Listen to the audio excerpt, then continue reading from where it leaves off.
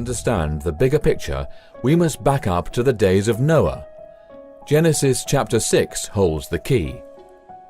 And it came to pass, when men began to multiply on the face of the earth, and daughters were born unto them, that the sons of Elohim saw the daughters of men that they were fair, and they took them wives of all which they chose. There were giants in the earth in those days, and also after that, when the sons of Elohim came in unto the daughters of men, and they bare children to them, the same became mighty men which were of old, men of renown. Genesis chapter 6, verses 1 to 2 and verse 4. The true meaning of this passage has long been buried, and is often overlooked by scholars and Bible students alike. To unlock the meaning of this passage, we must first determine who the sons of Elohim are. Sons of Elohim in the Hebrew is B'nai Ha-Elohim. This phrase is found in only 3 other passages in the Old Testament. All 3 of these occurrences are in the book of Job.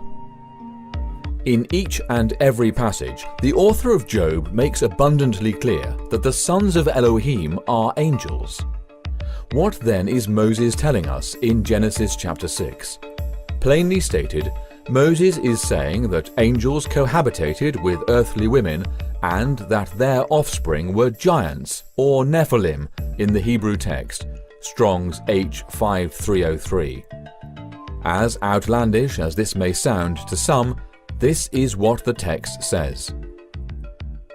The strange events recorded in Genesis chapter 6 were understood by the ancient rabbinical sources, as well as the Septuagint translators, referring to fallen angels procreating weird hybrid offspring with human women, known as the Nephilim. So it was also understood by the early church fathers. These bizarre events are also echoed in the legends and myths of every ancient culture upon the earth. The ancient Greeks, the Egyptians, the Hindus, the South Sea Islanders, the American Indians, and virtually all the others. Because Scripture does not mention a second instance of angels cohabitating with women, and because the Nephilim resurfaced after the flood, it must be deduced that the Nephilim genetics somehow survived the flood. It was 100 years after the great flood of Noah. The sons of Noah, namely Shem, Ham, and Japheth, divided the known parts of the earth among themselves. They picked their lands by casting lots and took possession of their respective lands.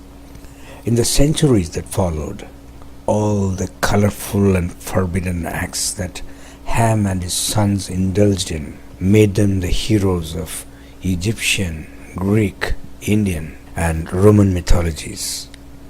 It all started when some of Ham's descendants intermingled with the fallen angels, like in the times before the flood.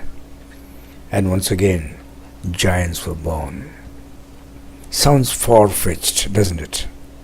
Hear this out. Ham had a son named Canaan.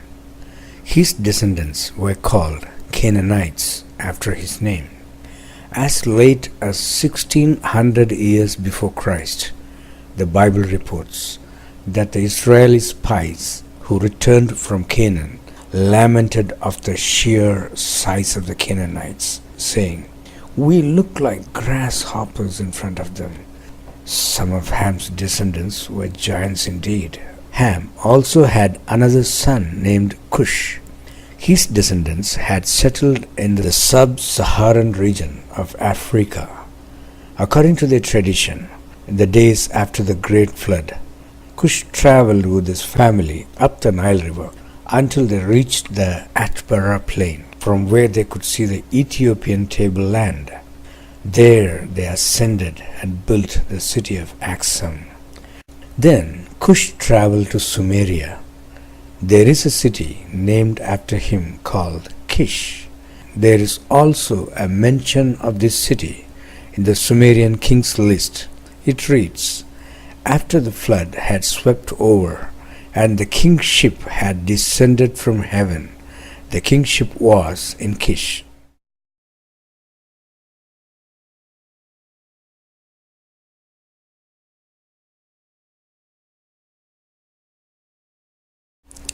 After Cush, his son Nimrod became the king of the entire region of Sumeria, with many more cities under his rule.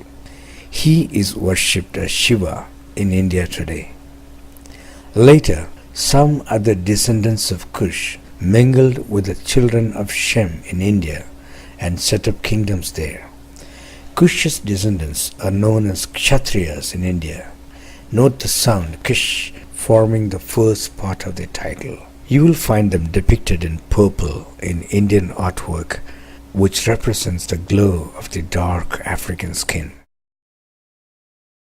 Shiva, Vishnu, Krishna, and Rama are all Kushites. Rama even had a son named Kusha.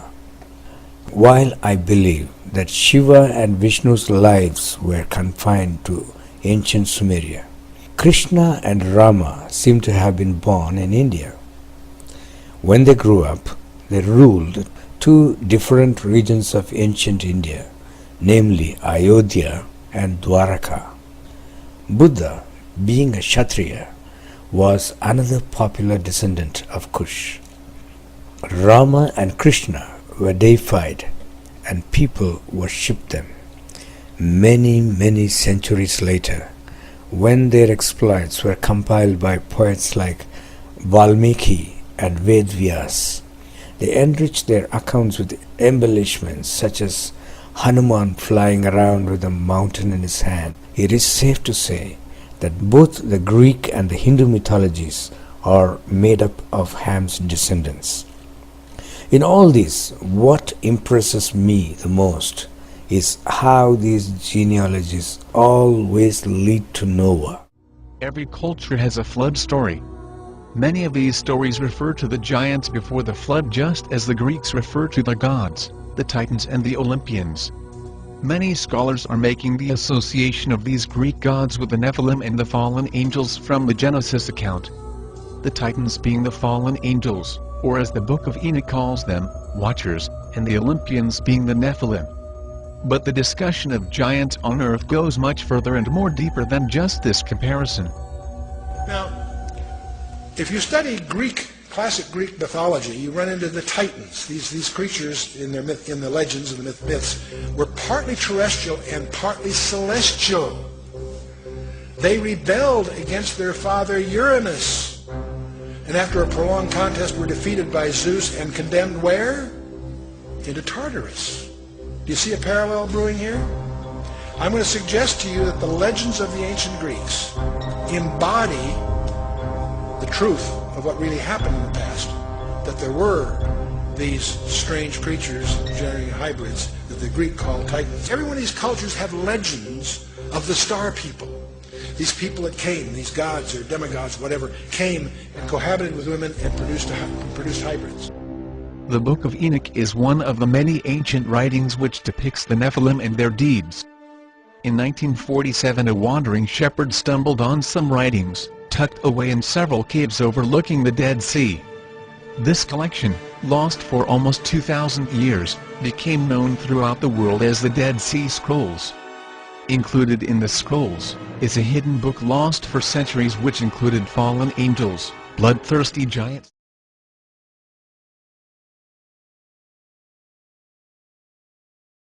The images of a giant finger has researchers clueless as they state that something like this is impossible.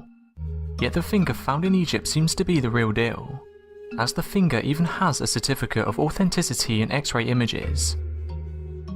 The images displayed were taken in 1988 and were published by one of Europe's leading newspapers. Could this be evidence that points towards the existence of giant beings that walked the earth in the distant past?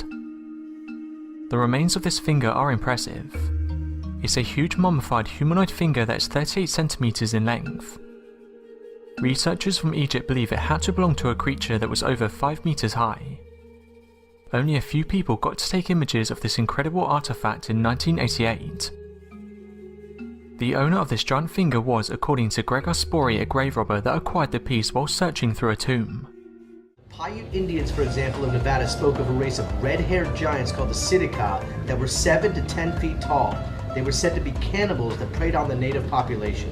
That is, until, according to their history, they chased them into a cave, the same cave in which their remains were found centuries later, and lit a very large fire at the mouth of that cave to suffocate them inside.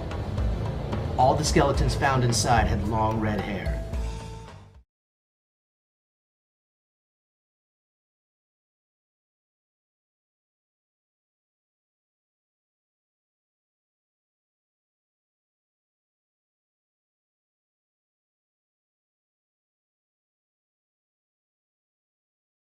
What's up with the handbags that are depicted on ancient stone carvings and statues?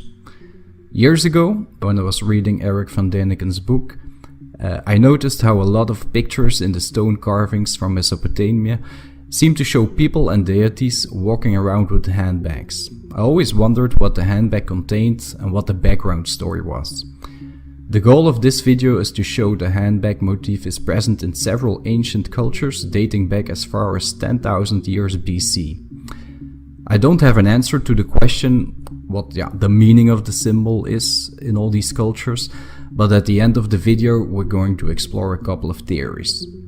I'll start with the pictures from ancient Egypt and Mesopotamia, since these are the most known to people. Mesopotamia was the historical area between the two rivers, the Tigris and the Euphrates. It contains parts of Iraq, Syria, Turkey and Kuwait. This area is known as the cradle of civilization. To use the chronological order, we'll have to start with the recent archaeological discovery of Göbekli Tepe, which was excavated by a team of archaeologists led by Klaus Schmidt in 1996. Göbekli Tepe is situated in Turkey and is believed to be an early Neolithic sanctuary used as a holy site dating back as far as 10,000 BC. During the excavation, this interesting stone carving was discovered. You can clearly see a stylized depiction of 3 handbags. That's only the start for a handbag mystery throughout ancient times. The handbag is also connected to the history of the Anunnaki, who represent a group of deities in ancient Mesopotamia. During the times of the Sumerians, the Phoenicians, the Assyrians and the Etruscans, the handbag motif is dominating stone carvings and statues, as we can see from these examples. To my knowledge, there's no stone carvings in ancient Egypt that depict people or deities carrying a handbag. But of course, we all know the image of people carrying around the Ankh. According to most Egyptologists, the Ankh represents life and is often seen in the proximity of a deity, and in most cases the deity will be carrying the Ankh. Is it possible that the Ankh represents the same symbol as the handbag in Mesopotamian cultures? Now, let's cross the ocean to South America, where the handbag motif is also very noticeable. At the archaeological site La Venta in Mexico, this interesting stone carving was found. It clearly shows us a man carrying a handbag that looks very familiar. How did the symbol cross the ocean, and why is it, again, depicted in so many important stone carvings and statues? Another example of the handbag can be found in Tula, another archaeological site situated in Mexico that was developed during the times of the Toltecs after the fall of Teotihuacan. These statues depict ancient warriors, and if we look closely, we can see that they too are carrying the familiar handbag. In several Mexican museums, you can find numerous other examples. Even in Indonesia, we found ancient stone carvings with a stylized version of the handbag. So, now we have established the fact that the handbag is a very present motif in ancient art, but we haven't answered the question what this symbol means. To this day, there's no clear answer why ancient art put so much focus on this item. One theory suggests that the handbag is the tool used for gathering food, like berries, small animals, eggs, etc. And that's the reason why it was so important to these cultures. There's no doubt that in ancient times people would have used handbags to gather food, but for me that does not explain why it was so prominently depicted in their art, especially the carvings that show important deities and gods.